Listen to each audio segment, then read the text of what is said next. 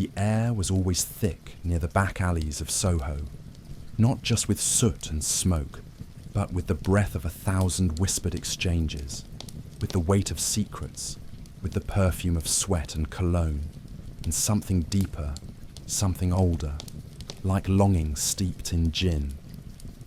Eliza moved through it with quiet familiarity, her worn boots striking a steady rhythm against the uneven cobbles, her shawl gathered close over her shoulders, though the night was warm.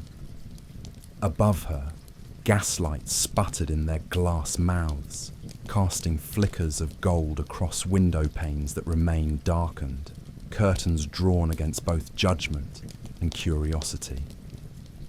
She knew each step, each turn, each hollow in the stones beneath her feet, for they were the spine of her existence, leading to the place where she worked, the place where women like her made their way through the twilight hours by offering a softness the world rarely gave them in return. The brothel was set behind a green door that bore no sign, no knocker, only the faintest scuff at the threshold where many shoes had passed. Inside, the scent of rose oil mingled with the must of old upholstery, and the walls bore the pale fingerprints of time and touch and lives quietly endured. She hung her shawl on the hook by the hearth and stepped into the light of a single lamp, its wick trimmed low, casting a golden hush across the parlour. The madam, a tall woman with silver-threaded hair and fingers always busy with needle or teacup, nodded in greeting but said nothing. Words were rationed here, spoken softly, measured like coin. Eliza moved into the dressing room, where corsets hung like ribs on hooks, and bodices waited to be filled with borrowed curves. She dressed slowly, fingers nimble from repetition, wrapping herself in silk that smelled faintly of lavender and starch. The mirror offered back her reflection with gentle indifference, a face both young and tired, lips rouged, eyes ringed faintly from sleep's irregular visitations. She was not beautiful, but she had the sort of face men imagined they remembered, the kind that blurred into dreams and lingered like the scent of smoke on a wool coat. Out in the receiving room, the gaslight hummed. It was nearly midnight, and the first visitors were beginning to arrive, their boots tapping delicately over the entry mat, their coats shedding the street's chill, their voices low and clipped. Clerks, bankers, officers, an occasional doctor, sometimes even a vicar. They came not only for the act, but for the hush, for the dim rooms and soft bodies, and the illusion of being momentarily known. Eliza waited by the hearth, her hands folded, her posture practiced to suggest both warmth and compliance. Her first caller of the evening was a man in his middle years, with careful hair and a waxed moustache, who asked whether she liked poetry and then quoted Byron without irony. She laughed gently when required, let her fingers brush his sleeve, and followed him upstairs without remark. The room was small, the sheets clean, the window open a crack to keep the air from turning foul. She did not undress fully. She had learned early that modesty had its uses, that illusion sometimes spared her the worst of things. He asked questions about her name, where she was from, what she liked to eat, and she answered as the role required, with softness and mystery, weaving truths among fictions, though she doubted he would remember any of it come morning. When he left, he pressed 2 shillings into her palm, more than expected, and she watched the door close with a small sense of relief. There was no time to linger. Downstairs, another waited, and then another. Some were rough, others polite to the point of awkwardness, and most simply moved through the ritual with practiced distance. Between visitors, she cleaned herself quickly with water from a chipped porcelain basin, straightened her bodice, rebraided her hair. There was no time for mirrors now. The other women passed her in silence, sharing looks more than words, the occasional touch of hand to elbow, brief and grounding. They all knew the rhythms of the night, the way time slowed between 1 and 3 a.m., the danger of men who drank too deeply, the occasional pounding on the door from someone turned away. There were whispers of girls taken by fever, or worse, by men who brought violence as payment. But such things were not spoken aloud. Instead, they curled beneath the surface like dust beneath a rug.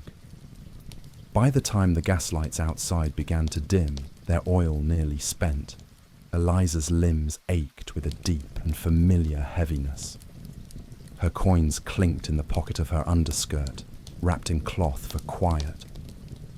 She undressed slowly, wiping her skin with cool water, dressing again in her day clothes, her shawl now faintly, scented with rose and smoke. Outside, the sky was pale, the first fingers of dawn reaching through the haze above the rooftops. She made her way home past market carts being set up, past chimney sweeps yawning into their hands, past women with baskets of bread and milk boys beginning their rounds. No one looked at her directly. They rarely did. In her small room near Camden, she peeled off her boots, her stockings, and lay down fully clothed on the narrow bed, the coarse blanket drawn up to her chin. Sleep would come soon, or not. The ache in her hips would fade, or not. The coins beneath her pillow would last the week, or they would not.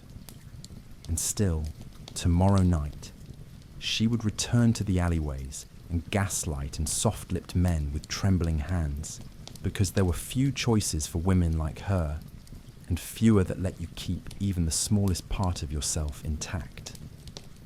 The room always felt smaller in the late afternoon, when the sun leaned low against the city's smoky brow, and the warm light, strained through sooty curtains, painted the floorboards in long tired stripes. Eliza would sit at the edge of her narrow bed, fingers slowly untying the laces of her bodice, the muscles of her back aching from the way she had held herself the night before, all posture and poise and quiet resistance masked as gentleness. The ache in her feet pulsed in time with the street sounds outside, the distant clatter of cartwheels and the shrill cries of flower sellers and boys hawking the evening paper. She rarely read the papers anymore. The news felt like another country, one where men wore watch chains and spoke loudly in halls lit with chandeliers, not the world of ink-stained linens and shared wash basins and nights that passed in whispers.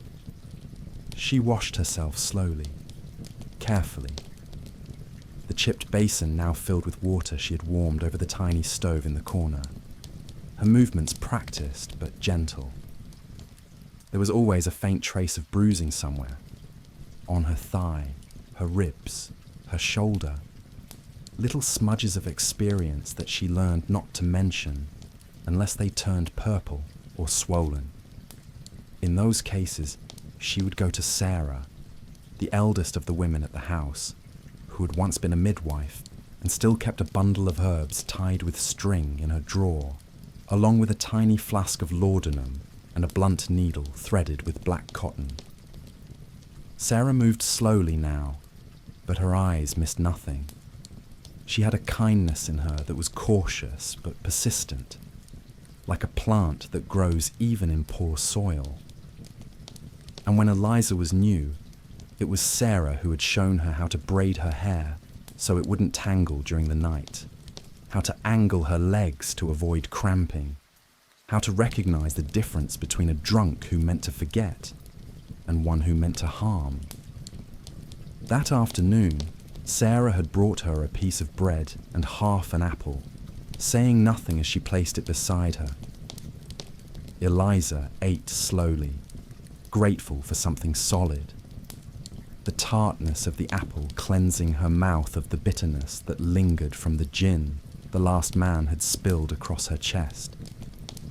There were always small things to do before the night began.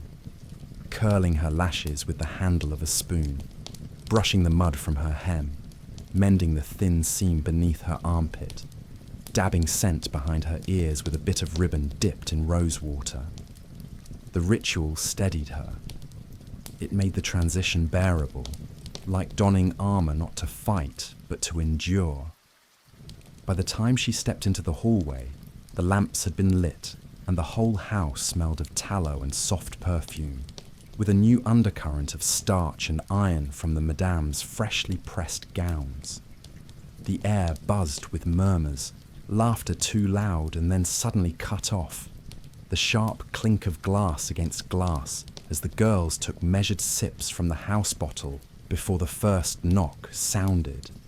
It always began with a knock, sometimes tentative, sometimes bold, but always the start of the same slow dance, a routine cloaked in pleasantries and practiced seduction. That evening, Eliza was paired with a young clerk, whose collar was still stiff with starch and whose breath smelled faintly of licorice. He barely spoke, eyes darting nervously as though expecting someone to leap from the wardrobe and accuse him. She led him gently, let silence be the comfort, and when he finally left, he dropped the coins with shaking hands and mumbled an apology she couldn't quite understand. Not all were unkind. Some even tried to make her laugh, told stories of their mothers, or offered to bring sweets next time, though few ever returned. For most, it was the anonymity that soothed them, the forgetting of names and faces, the transaction wrapped in civility like bitter medicine in sugar. Hours passed in repetition. Between callers, Eliza would stand at the window on the third floor and watch the chimney smoke unravel into the black sky, wondering where the wind carried it, whether it touched the rooftops of the places she would never see, the drawing rooms with pianos and crystal decanters, and laughter that was not paid for. Sometimes she imagined a different life, not grand, just quiet, a room with curtains of her own choosing, a kettle that whistled, a pair of clean boots by the door. But those thoughts were dangerous, sweet traps that dulled her sharpness, and she had learned not to dwell on them. Her second-to-last visitor of the night was a military man with wide shoulders and a hollow look in his eyes. He smelled of saddle leather and gun oil and asked her to keep the lights low. He said nothing while they were together and afterwards stared at the ceiling for several long moments before rising and leaving without a word. She watched him descend the stairs, the back of his uniform catching the lamplight, and felt a pang of something she couldn't name, a kinship maybe, or pity, or perhaps just exhaustion shared between two people, shaped by things that left no visible scars. Afterward, the house fell quiet. A few girls whispered in the kitchen, scraping the last of the beef stew from a tin pot, sharing the warmth. Eliza didn't join them. She sat alone by the hearth with her shawl around her shoulders and listened to the coal settle, the fire spitting softly like it too had run out of energy.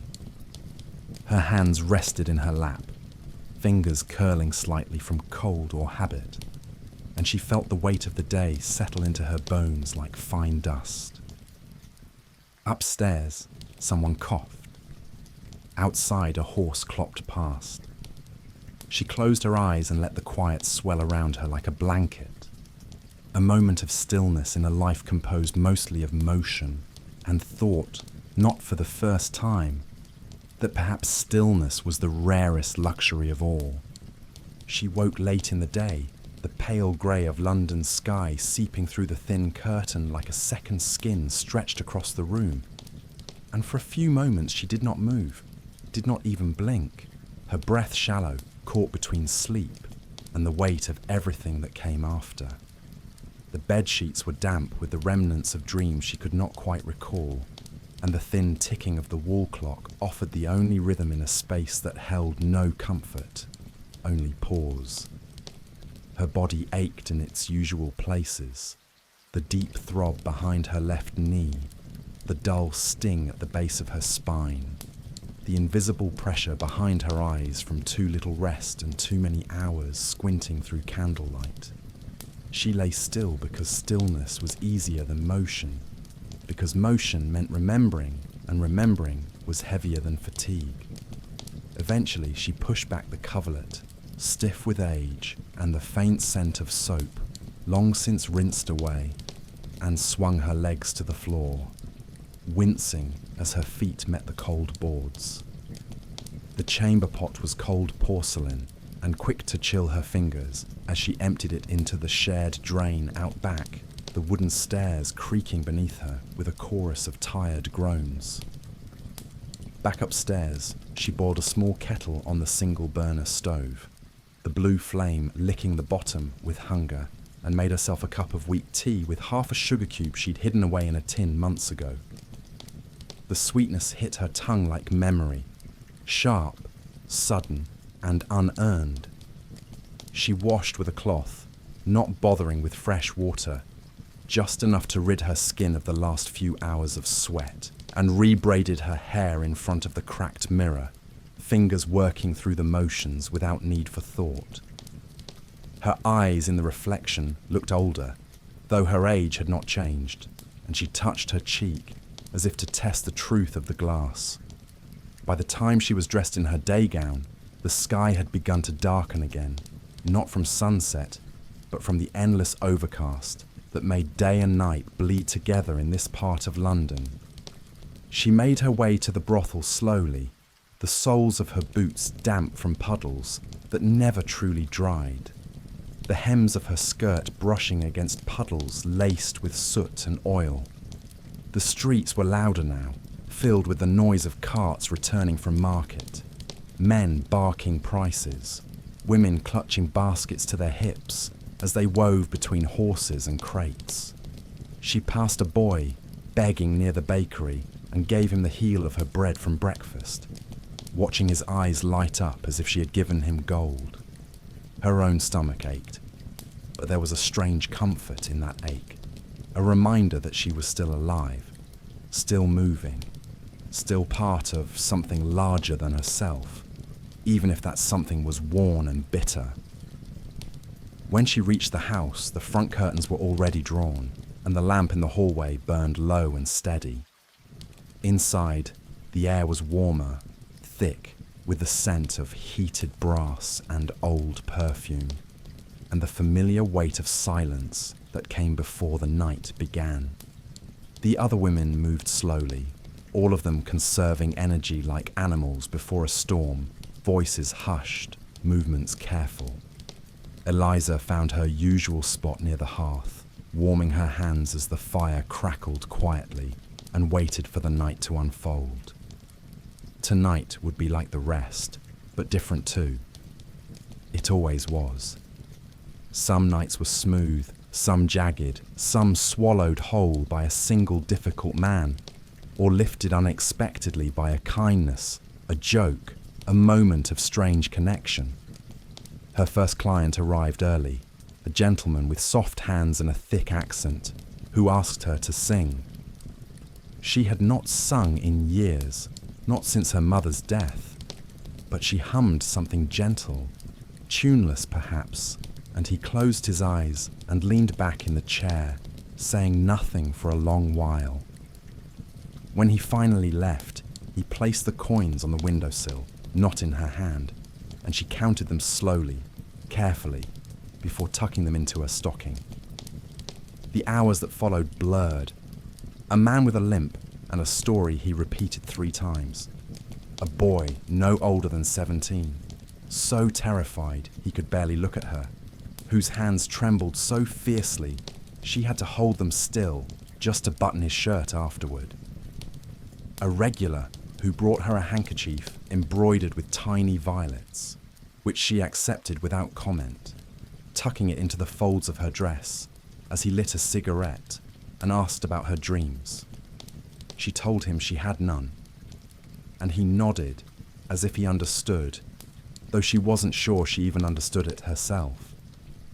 Near midnight, Sarah passed her a flask beneath the table, and Eliza took one sip, the burn sharp but grounding. The house was fuller now, laughter louder, footsteps quicker, and the air felt tight with too many breaths and too little space. Upstairs, the floors creaked. With movement, voices rose and fell, the house groaning under the weight of its purpose. Eliza worked steadily, not quickly, allowing each moment to stretch as it needed to, letting the weight of the evening settle around her like a familiar shawl. By the time the fire had died down to glowing coals, she was exhausted, her limbs moving as if underwater, each step deliberate, each gesture softened by the layers of fatigue.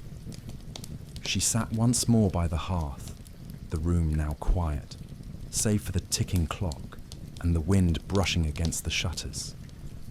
She leaned back in her chair, letting her head rest against the worn wood, and thought not of escape, but of small comforts, a warm blanket, a room where no one knocked, a future that held silence not as punishment, but as peace.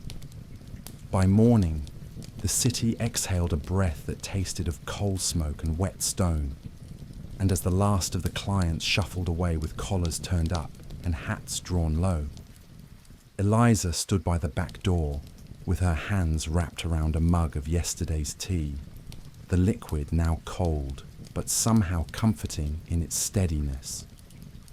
The street beyond was quiet, the sky the colour of old tin, and from somewhere nearby came the faint bleating of a milkman's cart and the rattle of empty bottles being exchanged for full. She didn't rush home anymore. In the early days, she would scurry through the alleys, her heart tight with shame, every footstep echoing like accusation. But now she walked slowly, her pace deliberate, as if she were just any woman coming from any sort of work. And in a way she was. Her shawl was pulled tight around her shoulders, and in the fold of its woven fringe she kept her coins, bundled in a bit of muslin tied with string. She passed the bakery, where the scent of fresh bread made her stomach twist, and paused only briefly to peer in at the loaves, lined up like soldiers on parade, golden and warm and unreachable. At her lodging house, she greeted the landlady with a nod and climbed the narrow stairs that creaked under her weight, the walls stained with the fingerprints of dozens of tenants before her.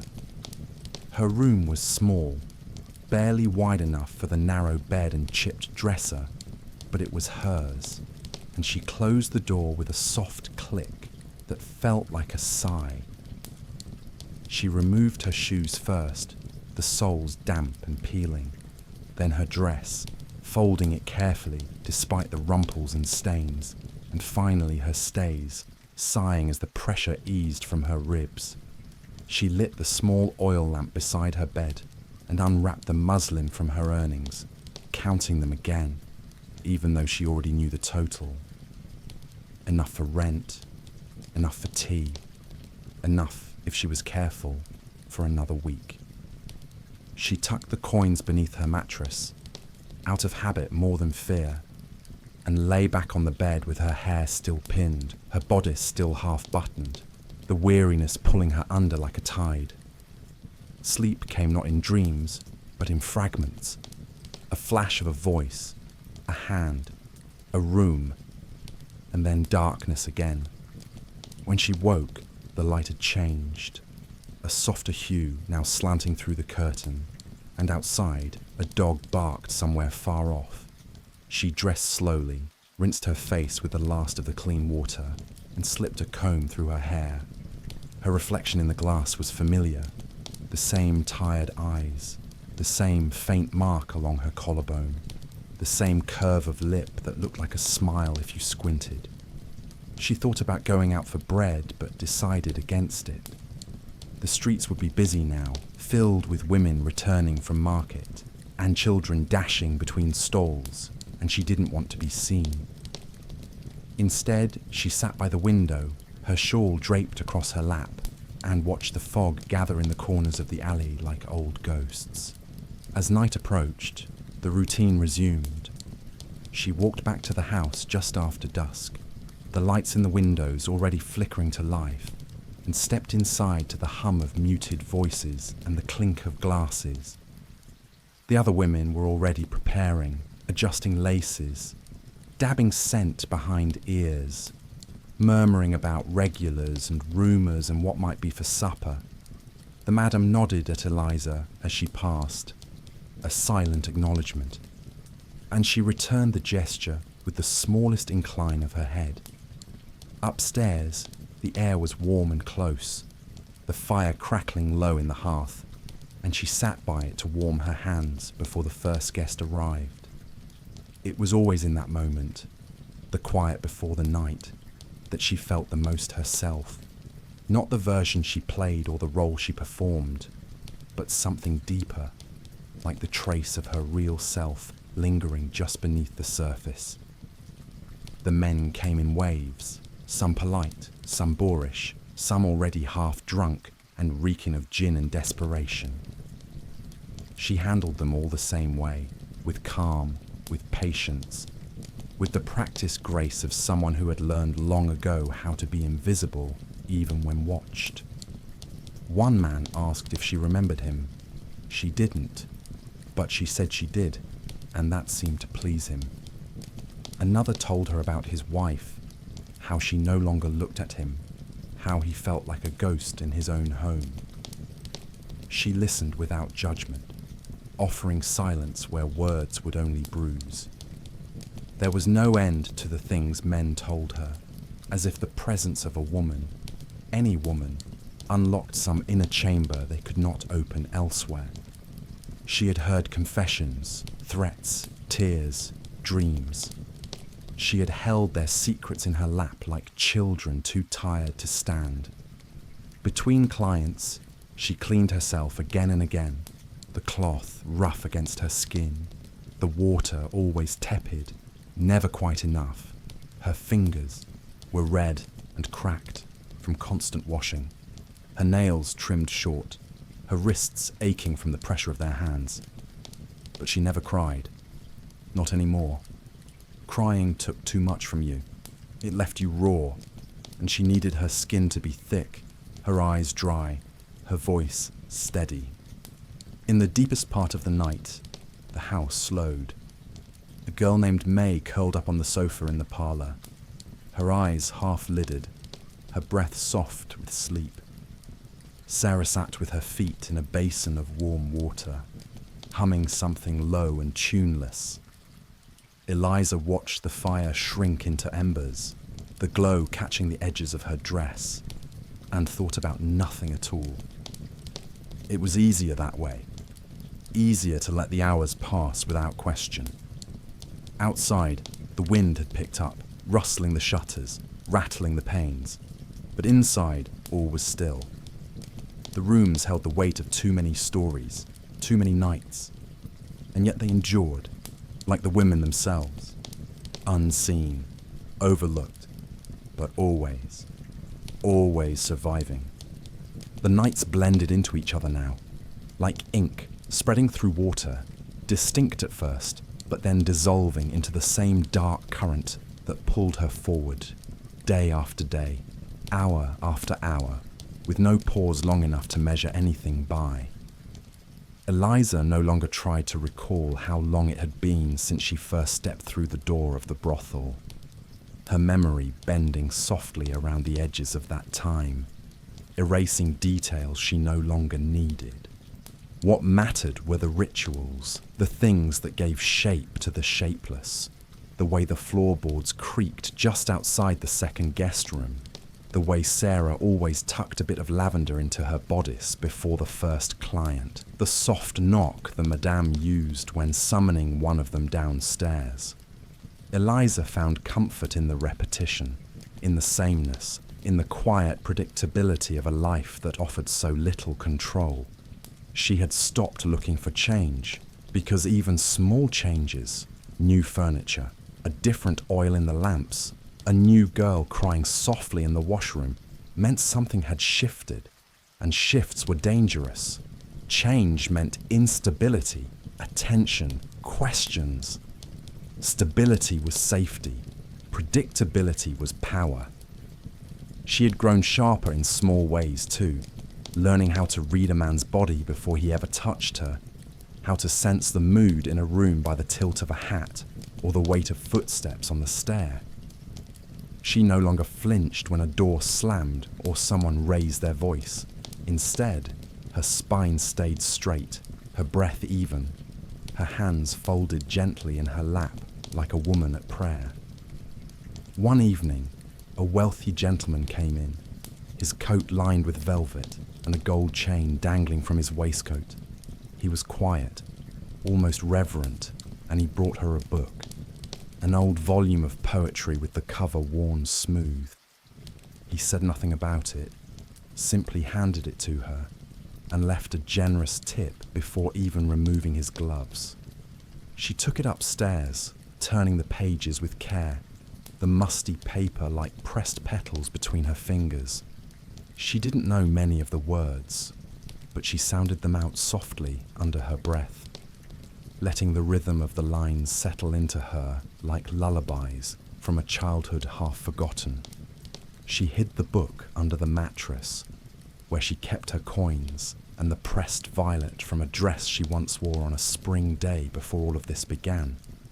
That small space beneath the mattress was hers, the only corner of the world untouched by anyone else's hands. On Sundays, the house quieted. Fewer men came, and those who did were either devout in their secrecy or lonely in a way that Sunday worsened. The girls spoke more freely on those nights, not in great conversations, but in gestures, murmurs, the sharing of hot water for washing, the breaking of bread in the kitchen when there was bread to break. May liked to hum tunes from the music halls, sweet little things with nonsense words and trilling melodies. And sometimes, when the mood was gentle, she and Eliza would sing together under their breath, just for themselves. It didn't happen often. Most nights were too heavy for song. But when it did, it felt like magic, as if their voices could knit together something whole from all their broken parts. The madam allowed it, even smiled faintly at the sound, but she never joined in. Her voice had long since gone dry from years of shouting over men and managing girls and drinking too much brandy in the still hours of the morning. She smoked cigarettes down to the quick, her fingers always stained, and she wore her grief like a second skin, though none of them knew what shape that grief had taken. She was not cruel, but she was not soft, and that was perhaps the most merciful combination they could have hoped for. Eliza knew better than to mistake her quiet for kindness. It was survival, the same as everything else. Sometimes a new girl would arrive, brought in with promises and pressed hands, and the house would adjust around her like fabric stretching to accommodate a patch. Some stayed, some ran. Some disappeared without explanation, and no one asked. They learned early that questions were a kind of luxury they could not afford. One such girl had come just a few weeks before, a pale thing from the country, with a name that sounded like bells. She had hands too clean, eyes too wide, and she cried after every man. Sarah had tried to help her, to teach her the rhythms, but it had not mattered. One night, she simply didn't return. Eliza had watched the madam fold the girl's dress into a small bundle, tuck it into a drawer, and pour her tea as if nothing had happened. They all carried ghosts, but no one ever called them by name. Winter had begun to settle over the city now, a creeping chill that came through the windows and curled around their ankles as they dressed. The hearths were kept burning longer, and the girls began to share scarves and gloves, bits of wool traded like gold. Eliza's breath showed in the air when she washed at the basin, her fingers raw and pink, and she rubbed lard into her knuckles to keep them from cracking. She wore 2 petticoats under her dress, and a strip of flannel wrapped around her middle, hidden beneath the layers, a private defense against the frost. The clients came in, shivering, their noses red, their boots heavy with slush, and they asked for warmth with hands that trembled not just from cold, but from everything they carried into those rooms. Eliza gave it where she could, not because she had any to spare, but because it was the only currency that mattered in this place. When the snow finally came, it blanketed the city in a quiet that felt almost holy, muting the usual chaos, softening the edges of the streets and making even the brothel seem for a moment like a place apart. She stood at the window and watched it fall, the flakes thick and slow, catching in the curls of her hair and melting against the glass.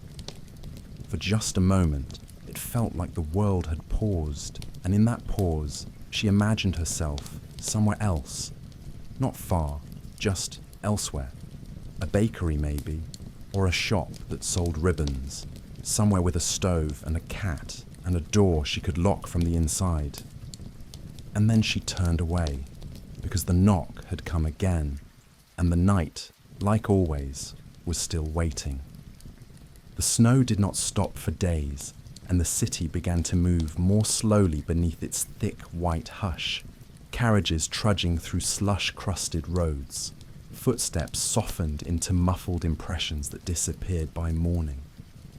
Inside the brothel, everything felt quieter too, as if the walls themselves were listening, absorbing the weight of each sigh, each whispered name, each shuffled step across the floorboards that had grown even colder beneath the tread of damp boots.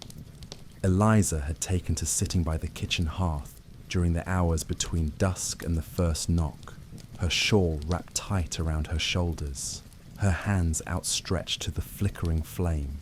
The fire didn't warm much, but it offered the illusion of comfort, and sometimes that was enough. The tea they drank now came weak and dark, stretched too far with reused leaves, but she sipped it anyway, letting the warmth settle against her chest like a memory of something gentler. The house was filled with the smells of damp wool, coal smoke, and the lavender water Sarah still used to freshen the linens, a small resistance against the mustiness that crept in with winter's breath. The men who arrived now came red-faced and breathless, snowflakes clinging to their eyelashes, their words sharper from the cold, their hands rougher but also slower, like the world outside had pushed them into some suspended dream, and now they were trying to thaw themselves against another person's skin. Eliza noticed the change in them, not softer, but wearier, as though the season had made them more aware of their own solitude. They spoke less, lingered more, paid for time they barely used, simply lying beside her with their boots still on, eyes half closed, silence stretching between them like wool pulled thin. Some apologized for the intrusion, for the cold, for the world. She didn't reply. She didn't need to. One man brought oranges, their skins bright and waxy, a sharp citrus scent that cut through the air like sunlight. He said nothing as he placed one in her hand, nodded once, and left without touching her. She peeled it slowly, letting the juice coat her fingertips, the scent filling her nostrils with something almost painful in its vividness. She ate it in small bites, savouring each one, and later buried the peel in the fire, watching it curl into blackened spirals, the oil sizzling softly against the coals. There were other moments like that, tiny offerings dropped into the slow river of days, little fragments of gentleness that reminded her not of what she had lost, but of what still existed. Sarah made them a stew once, thin but rich with marrow, and they ate it huddled near the window, the bowl passed hand to hand. the warmth of it clinging to their palms long after the last bite was gone. May found a broken music box at market, paid a penny for it, and coaxed 3 halting notes from it that sounded like a lullaby turned inside out. One of the older girls stitched a small red flower into the hem of Eliza's petticoat, saying nothing, but pressing her hand to Eliza's arm before moving on. These things did not fix anything. They did not erase the bruises or the fatigue or the cold that seemed to settle into their bones no matter how many layers they wore, but they became part of the fabric of their lives, tiny stitches in the endless seam that held them all together. Eliza continued to work, her movements slow and deliberate, her voice low and calm, her face a mask of gentle indifference that clients read as warmth. She had learned how to disappear without leaving the room, how to be present without offering anything real, and most nights that was enough, but not always. There were nights when a man would look at her too long, ask too many questions, try to pull her out from behind the curtain she had drawn so carefully. Those were the hardest, not because they frightened her, though sometimes they did, but because they threatened the balance she had built. She needed her distance, needed the quiet inside her to remain untouched. Once, a man had asked her what her favourite colour was. The question was so unexpected, so ordinary, that it nearly undid her. She had paused, unsure how to answer, and then said softly, "Grey," not because it was true, but because it was safe. He had smiled and said he liked blue, and the moment passed. But it stayed with her, that question, haunting in its simplicity, a reminder of the life she no longer lived. She began to dream more vividly in the winter months, her sleep deeper but more restless, filled with images of rivers and boats and bare trees against the sky. She dreamed once of her mother, standing in a field of white sheets hanging from a line, calling to her. Though Eliza couldn't move, she woke with tears on her face and scrubbed them away quickly, angry with herself for the weakness. There was no time for mourning. Mourning required a softness she could not afford. Outside, the snow began to melt, turning the roads to rivers of filth, thick with mud and horse dung and ash. The city began to stink again, the sharp bite of winter replaced with the rot of thawing alleys and overfull drains. But spring had not yet come. It was the season in between, when the light returned but brought no warmth, and everything felt suspended, waiting for something to shift. Eliza moved through it as she always did, steady, quiet, alert. She watched as new girls arrived, some wide-eyed and others already hollow, and she helped where she could, showing them how to tighten their stays so they wouldn't bruise, where to hide their coins so they wouldn't be stolen, what smile to use when they didn't feel like smiling. She did not give them hope. Hope was a cruel thing, and she would not offer it. But she gave them knowledge, and sometimes that was enough. In the rare hours when she was alone, she would read from the poetry book, her lips moving silently, tracing the lines with her finger. The words did not transport her, not exactly, but they gave her something to hold on to, a rhythm, a shape, a breath. And at night, when the lamps were dimmed and the stairs had quieted, she would lie on her side, staring at the cracked ceiling, and imagine a day when she might wake up and not have to move at all. The days stretched longer now, though the warmth had not yet caught up to the light, and the city remained in that peculiar hush between seasons, where the air carried the faint tang of thawed iron, and every gutter echoed with slow, reluctant trickles of meltwater threading through soot and refuse. The brothel remained steady in its rhythm, untouched by the changing season, except in the small ways the women dressed. The shawls traded for thinner wraps, the boots for softer slippers where possible, though inside, the chill still clung to the walls like mold that refused to lift. Eliza had stopped measuring time in anything more than shift in weather, and the consistency of the street outside, now turning from ice to mud. The pale skirts of passers-by flecked with filth, the once white aprons now dulled with soot-stained splashes. She had not spoken to her family in years, not out of anger, but distance, not out of shame, but simple removal, as if the threads that once connected her to them had dissolved in the lie and steam of 1,000 laundry tubs, and the silence of too many mornings spent watching a man button his coat without saying goodbye. She could not have said whether they still lived or had moved away, or spoken her name over cold tea in a kitchen she could no longer picture. Sometimes she imagined her younger brother, grown now, walking past her without knowing, their eyes never meeting, his life and hers moving on parallel tracks that would never again cross. The house remained full most nights, the steady footfall of men up and down the stairs like the beat of a quiet drum, their voices muffled by thick curtains and whispered negotiations, their needs as varied as they were predictable. Eliza had stopped being surprised by what they asked for long ago.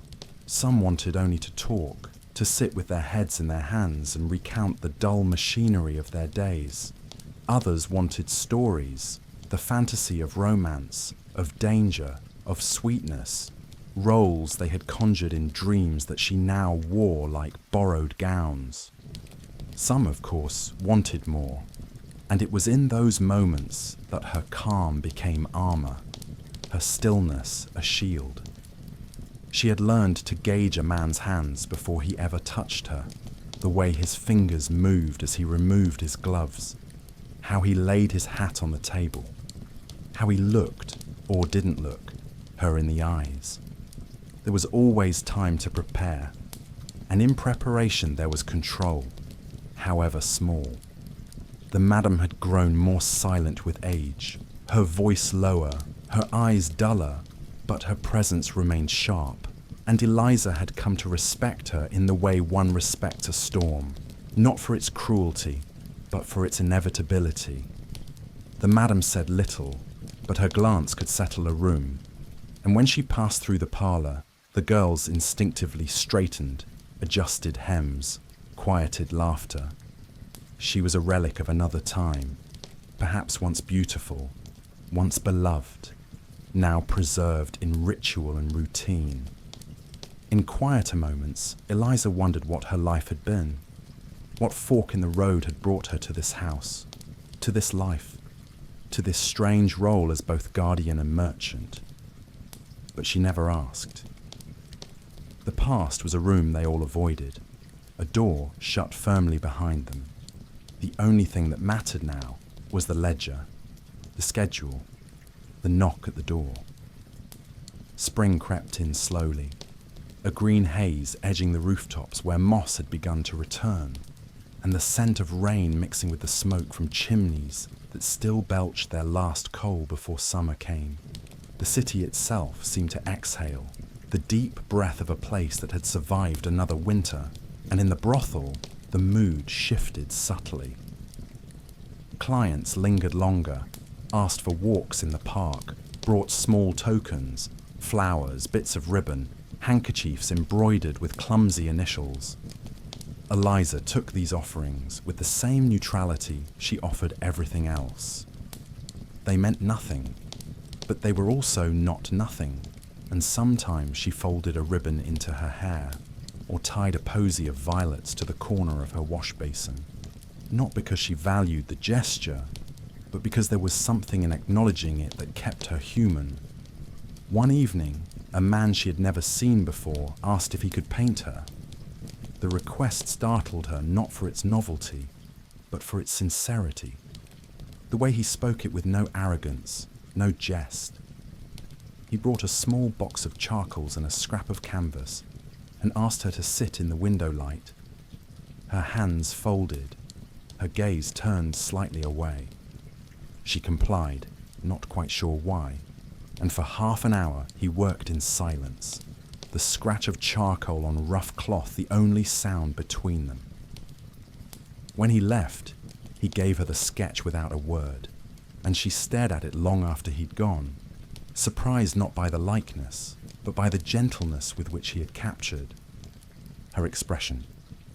It was not beautiful, but it was real, and for a moment that felt heavier than gold. She hid it in her dresser, behind a broken comb and a pair of gloves with a hole in the thumb. In the early hours, when sleep was impossible, she sometimes pulled it out and looked at it again, as if to confirm that she had once been seen clearly, without demand or disguise. The other girls noticed her quiet more now, but said nothing. They too had their silences, their hidden corners. They moved around each other like ghosts who had learned to share space, to borrow warmth, to exist without intrusion. Sometimes May would braid her hair without asking, her fingers moving gently, humming a tune from childhood that Eliza half remembered. Sarah's cough had worsened, a wet rattle that never quite left her chest, and Eliza began fetching her water, wrapping her shawl tighter, placing her chair nearer to the fire. They had never spoken of affection, of care, but it was there, in the small acts, the steady gaze, the way they watched each other's backs. Love in this place was not spoken. It was practiced. It was folded laundry and shared spoons and the silence of staying near. And so the days went on, one into the next, marked only by the softness of the air and the light that lingered a little longer with each passing dusk. Eliza no longer waited for something to change, no longer marked the calendar in her mind. She simply woke, dressed, moved through the hours, and tried, in the quiet spaces between, to remember who she had once been and who she might still become. By the time spring bloomed fully across the city, the streets had begun to swell with colour and noise, carts overflowing with cut flowers, children running wild between market stalls, their bare feet slapping against sun-warmed stones as if winter had never touched them. The brothel too breathed a little easier. Its windows cracked open just enough to let in the scent of lilacs or horse manure depending on the breeze. The girls shedding their heavier layers and exchanging thick shawls for light kerchiefs and bodices with floral trim. The city outside might have changed, but the rhythm inside the house remained unbroken, steady as breath, slow as the ticking clock above the mantel. Eliza had long stopped reacting to the seasons with anticipation, no longer waiting for change to mean anything more than different weather. The work continued. The men came. The evenings moved forward like a tide she had stopped resisting. And yet, there were moments, tiny and quick, barely felt, when the world brushed against her with something close to tenderness. A young man with shaking hands who thanked her 3 times before stepping into the night. A woman who arrived not for service, but seeking her husband, who paused when she saw Eliza, looked into her eyes without anger, and left without a word. A note slipped under her teacup by a man who asked for nothing, only wrote that her silence had calmed him more than any conversation ever could. These were not milestones, not markers of time, but ripples across the surface of her life that left her wondering how deeply they reached beneath. She often rose earlier now, not by much, but just enough to sit in the small courtyard behind the house before the others stirred, before the street began its morning chorus. There, she would sip her thin tea and watch pigeons flutter across the rooftops, their grey wings catching flashes of morning sun as they swooped low over laundry lines and chimneys. The bricks were warm beneath her fingers, and sometimes, in the hush of those minutes, she allowed herself to imagine a different ending. Not a dramatic escape or a rescued future, but a quieter one. A room of her own above a shop, perhaps, where she might mend coats or sew buttons, where she might speak to someone without weighing the value of each word. But even those imaginings were rare now, not because she had abandoned hope, but because she had learned to live without the sharp edge of yearning. There was safety in realism, in the small comforts of a routine kept, a bruise avoided, a coin well hidden.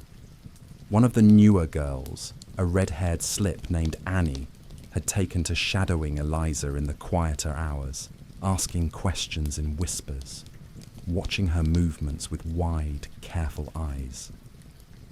Eliza didn't mind. The girl was quick, smart enough to know when to speak and when to observe, and though she still carried that early softness in her posture, there was steel beginning to bloom in her spine. Eliza showed her how to tie her bodice so the laces wouldn't leave marks, how to spot the difference between a man's drunkenness and his cruelty, how to keep her earnings close enough to feel them through the night. These lessons were not given as kindness, but as necessity, and Annie seemed to understand that, never mistaking instruction for affection, though a quiet bond began to form between them nonetheless. Eliza had taught others before, had watched them come and go, had learned not to attach herself to anyone too tightly. But this time something felt different, not urgent, but persistent, a slow warmth building in the quiet spaces between glances and gestures. On one particularly slow afternoon, the girls gathered near the front parlour, the windows open and the light slanting across the floor in golden streaks. Someone had found a deck of cards, and they played half-hearted hands while sipping watered gin, the laughter loose, the air bright with a strange, fragile levity. Eliza watched them from her chair by the window, the corners of her mouth twitching at their jokes, the sound of it all reminding her of something half lost, a younger version of herself playing jackstraws on the floor of a tenement flat with her siblings, the game forgotten when supper never came. She blinked the memory away before it could settle, choosing instead to focus on the sunlight, the warmth of it brushing her arm, the way it lit the dust motes into something almost sacred. That evening, the house was busier than usual. A sudden rush of clients brought on by payday or boredom, or the simple seduction of warmer air.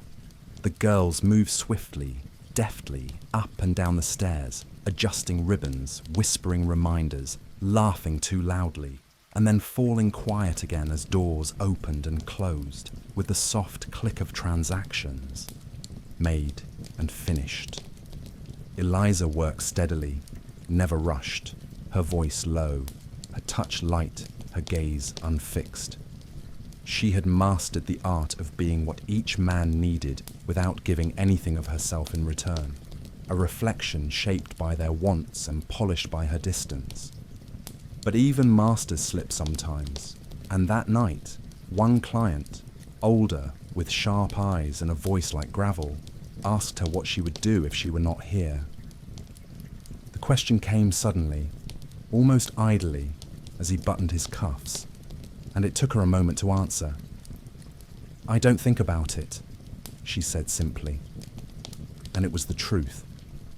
He nodded, but watched her closely, as if searching her face for something hidden. When he left, she sat on the edge of the bed for longer than usual, staring at the worn carpet, the shape of his question lingering like smoke in the room. She went home late, her steps slower, her hands buried deep in her skirt pockets, and when she reached her small room, she did not light the lamp, only lay down as she was, staring into the dark. The next morning, she woke with the question still in her head, but rather than push it aside, she let it stay. Not to answer it, not to dream, but to acknowledge that it had been asked at all. And in doing so, she felt something shift, not dramatically, but gently, a small ripple beneath the surface of her days. The ripple that question had left did not vanish, nor did it grow louder, but it lingered beneath the surface like a faint current that gently shifted the path of her days, subtle enough to ignore, insistent enough not to forget. Eliza found herself watching more closely now.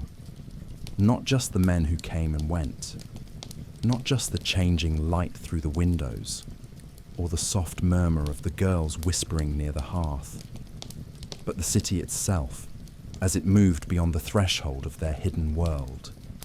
She noticed how the bakery on the corner had repainted its sign, how the lamplighter stopped whistling when his son no longer accompanied him on the rounds, how the ivy creeping up the sides of the nearby boarding house had reached the top window. These things had always happened around her, and yet they had rarely touched her, and now they did, in quiet, inexplicable ways. She wondered if it was because of Annie, who was learning faster than most, her voice less hesitant now, her gaze more steady, or if it was simply because she had been still for too long, and the question had nudged her from her silence. Her routine remained unchanged: early rising, tea when she could afford it, the slow walk to the brothel, the hush of preparation, the work that flowed like a tide coming in and out. She still kept her hair braided tightly, still used the same worn cloth to clean herself between clients, still tucked her earnings under the loose floorboard beneath the dresser. But now, in the quietest moments, when she stood alone by the window watching the street, or sat in the back courtyard where the ivy had begun to bloom, she felt the presence of that unasked future pressing gently at her spine, not in demand, but in reminder. The city was beginning to hum again with the full noise of summer, street musicians, the shouts of vendors hawking roasted chestnuts and meat pies, the sound of boots striking pavement in hurried rhythm. Men arrived at the brothel flushed with heat and drink, smelling of pipe smoke and sun-warmed leather, some boisterous, others already spent before the door closed behind them. One brought cherries in a handkerchief, red and glistening, and offered them wordlessly. Another, a sailor between voyages, asked only to lie down and listen to her breathe. She had become something of a fixture in the house now, not the oldest, but the most enduring, and the others came to her when there were questions. How to deal with a cruel client, how to treat a sore wrist, how to turn away an offer of something that sounded like love but came with strings too tight to untangle. Eliza offered her guidance, as she always had, plainly, without sentiment, though her eyes had softened over the years in ways her voice had not. She had seen what happened to girls who believed they could be saved by a single man, how they packed their things in trembling excitement, only to return weeks later, thinner, quieter, older in ways that had nothing to do with time. One never returned at all. Her absence was a wound that did not close. The madame mentioned her once, simply to say she'd left behind a shawl, then never spoke of her again. The house moved on, because it had to. Everything moved on. And still, Eliza remained. On her walk home one evening, she passed a printing shop with new papers displayed in the window. The headlines spoke of Parliament and trade, and something about a scandal in the East India Company, none of which mattered to her directly. But she paused anyway, looking past the reflection of her own face in the glass to the rows of print that marched across the page like soldiers. She had never learned to read beyond the basics, but she could sound out the headlines, and there was a comfort in that, in being able to name the world, even if she could not claim it.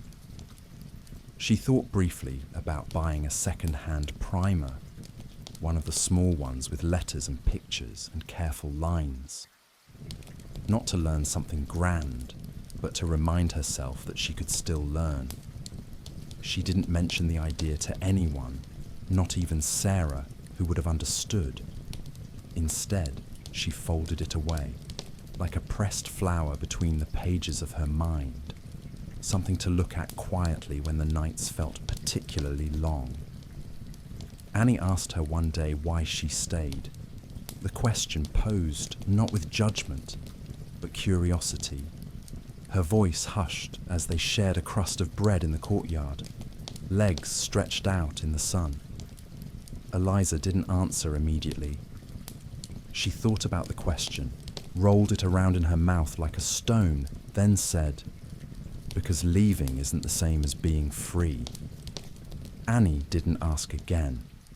That night, the house was quieter than usual, a holiday of some kind having drawn most of the men to pubs and family gatherings, and the girls lounged in their shifts near.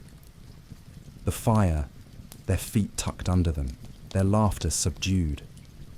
Someone had brought back a penny novel from the bookstall, and May read it aloud in a dramatic whisper, the story full of secrets and disguises, and lovers reunited on misty moors. The girls gasped and giggled at the right parts, even though they all knew the ending before the last page. It didn't matter. The telling was the thing, the moment of shared breath, of being somewhere else, even for a little while. Eliza listened, her gaze on the fire, her hands folded neatly in her lap. She didn't join the laughter, but her smile was real. She didn't believe in such stories, but she liked the sound of them, the way they filled the room with a gentler kind of noise.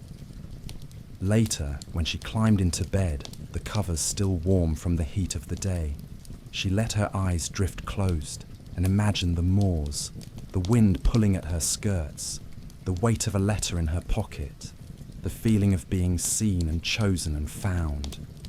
She would never say these things aloud, but in the dark, when the house was quiet and the only sound was the soft creak of old wood settling into night, she allowed herself the indulgence of make-believe, not because she believed it could come true, but because the imagining softened the sharp edges of the world, and sometimes that was enough. The heat arrived all at once, as it always did in London, not with grace, but with a suddenness that made everything feel swollen and sluggish, the streets thick with the scent of sweat and spoiled meat, the brick walls of the brothel holding warmth like a closed oven, even into the darkest hours of the night. The girls fanned themselves with folded newspaper, their corsets loosened when they could manage it, their cheeks pink with heat, their hair damp at the temples. Buckets of water were kept near every window to dampen cloths and kerchiefs, to soak stockings, to press against the back of a neck when it felt like the room was spinning. Eliza adapted without complaint, as she always did, her body long since trained to endure discomfort without remark. She kept her movements slow, deliberate, the weight of her skirts now more a hindrance than a shield, the soft cotton of her chemise sticking to her back with every breath. She no longer sat by the hearth, but lingered near the back door instead, where the occasional breeze found its way in between the buildings and curled like a whisper against her ankles. The clients complained of the heat, but came all the same, their coats flung over arms, their faces shiny with sweat, their tempers shorter than usual. The summer brought out a different sort of desperation in them, more urgent, less patient, as if the sun itself had loosened their sense of restraint. Eliza managed them as she always did, with calm nods and soft words, and the kind of practiced detachment that made her feel less like a woman and more like a mirror, reflecting whatever they needed to see until they left, quieter, emptier, and she could breathe again. Some brought bottles of watered-down spirits, sipping between kisses, trying to mask the taste of heat. Others asked only for touch, not even undressing, just lying with their heads in her lap as she stroked their hair and listened to stories of lost jobs, lost mothers, lost selves. In the worst of it, when the rooms felt airless and the candles melted sideways, she imagined herself lying in a river, her body drifting beneath the surface, eyes closed, the world above her too far to touch. These daydreams came often now, not out of sorrow but necessity, a kind of internal softening that allowed her to endure the unendurable with grace. Annie had begun to suffer nosebleeds from the heat, small drips of red on her collar that startled the clients and embarrassed her beyond reason. Eliza showed her how to tilt her head forward, not back, and held a cold cloth to her neck, while Sarah prepared vinegar water in a cracked teacup. They worked around each other in a rhythm so ingrained it felt like music, an unseen choreography of touch and silence and careful efficiency. The madam was less visible now, her health wavering in the thick air, her voice hoarser than usual, her presence more often felt than seen. She still watched everything, her eyes sharp as ever when they flicked toward the hallway mirror or caught the sound of boots on the stairs. But she left most of the house's movements to the girls themselves, trusting in the routines she had so carefully built over years of necessity. In her absence, the women grew closer, not in chatter or confessions, but in shared glances, in the way they passed cloths or combs or pins without asking, in the way they touched one another lightly on the shoulder as they passed in the halls. Reminders that they were not alone, not entirely. One night, Eliza woke to a crack of thunder so loud it shook the shutters and made the lamp on her dresser tremble. Rain followed hard and fast, drumming against the glass in a rhythm that drowned out the city's usual sounds. She lay there listening, the sheets tangled around her legs, the scent of dust and water heavy in the air. By morning, the gutters overflowed, and the street outside the brothel ran like a stream, carrying scraps of paper and bits of fruit peel and cigarette butts toward the drains. The rain cooled the house for a time, and the girls moved more freely again, their steps lighter, their smiles more frequent, laughter returning like a bird after a long silence. Eliza sat by the window, the sill damp beneath her hands, and watched the sky shift from grey to gold, the rooftop steaming as the sun returned. There was something in that moment that stayed with her, a quiet reverence, the way the city seemed to breathe again, the way the air carried the scent of something fresh, like possibility, like something just barely beginning. She turned that feeling over in her mind for days afterward, not because she believed it meant anything would change, but because it reminded her that not all change was violent or sudden or marked with fanfare. Some changes were quiet, slow, soft, as mist. A week later, a client left behind a book on the nightstand, a thin volume of essays with the spine cracked and notes scrawled in the margins.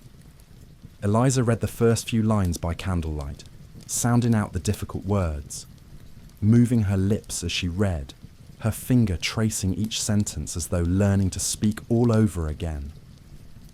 She didn't understand all of it, but some parts she did, and those parts she read again and again, until they settled into her like seeds.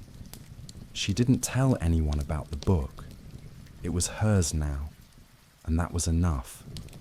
She hid it beneath the loose floorboard with the others, scraps of paper, a tin brooch, the charcoal sketch, her little collection of things untouched by hands that paid.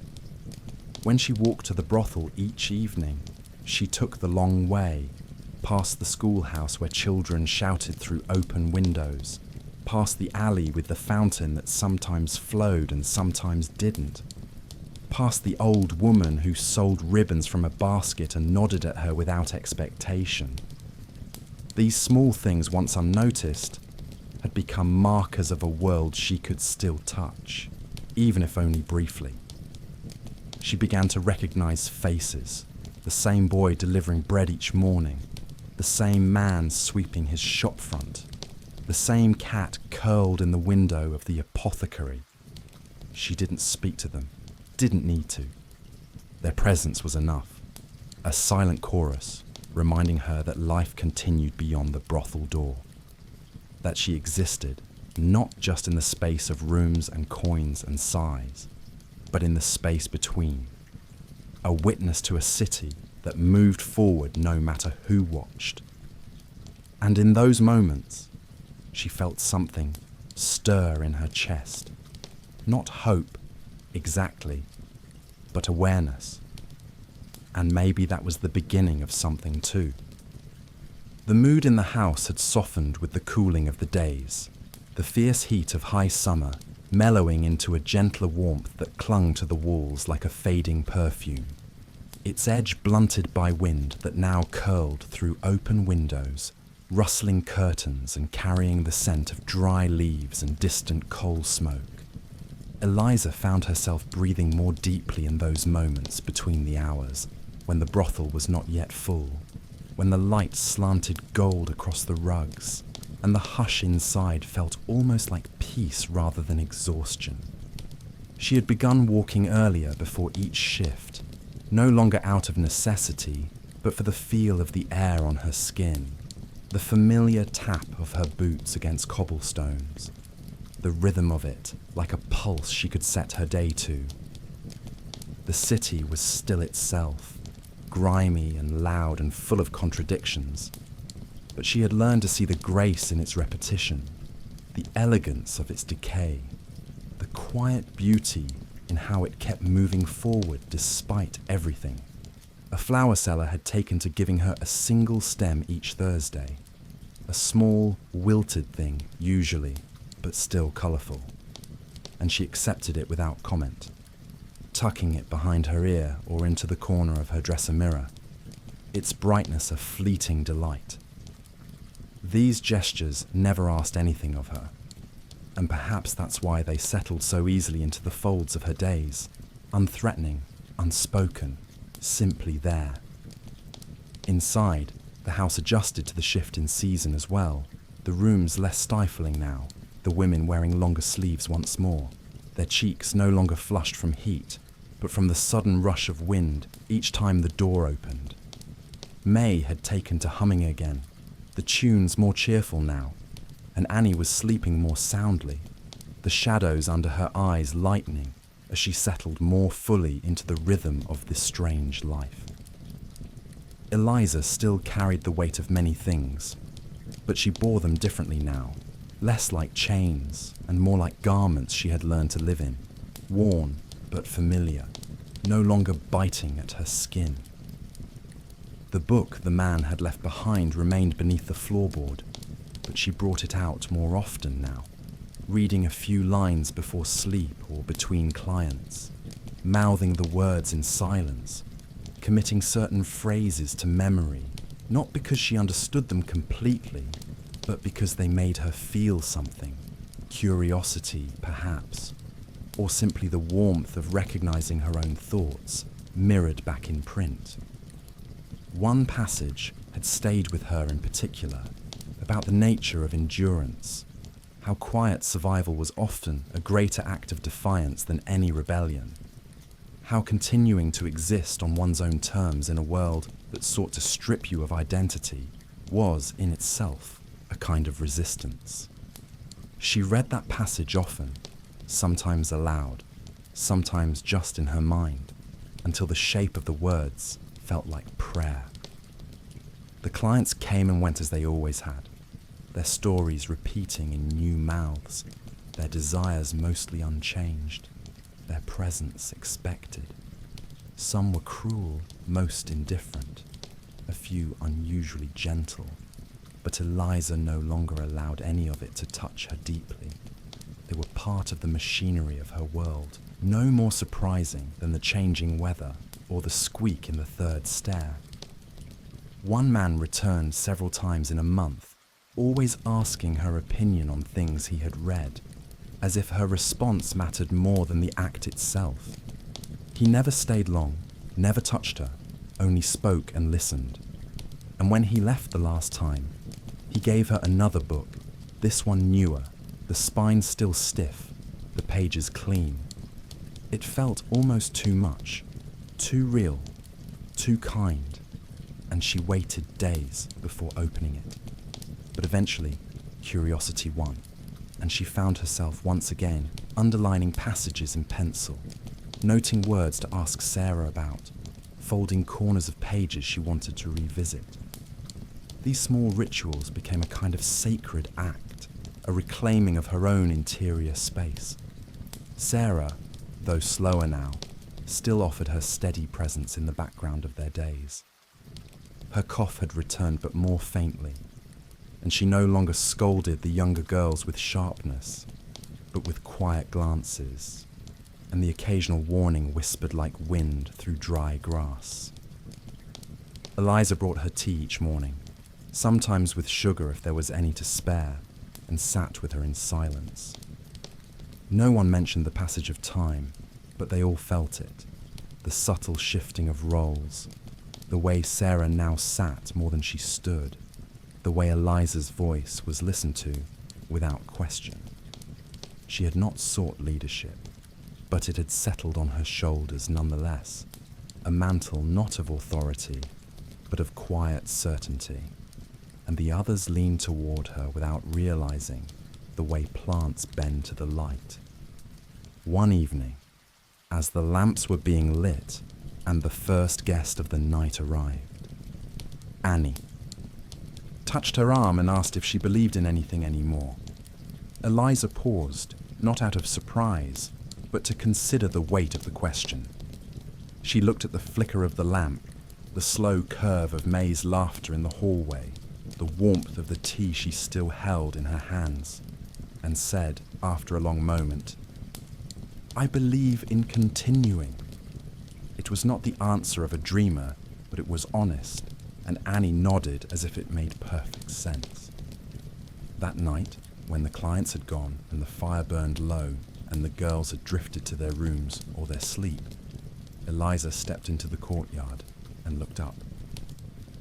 The stars were faint, swallowed by city light and smoke, but they were there, steady and ancient, and she stood beneath them with her shawl wrapped around her shoulders, feeling the wind pull gently at the hem of her skirt. She thought of the books beneath the floorboard, of the lines she had memorized, of the women around her and the life she had carved out of silence and persistence, and something like quiet grace. She had no illusions about what the world was or what it could take, but in that moment, she felt it clearly, that she was still here, still whole in ways no one could measure, and that, for now, would be enough.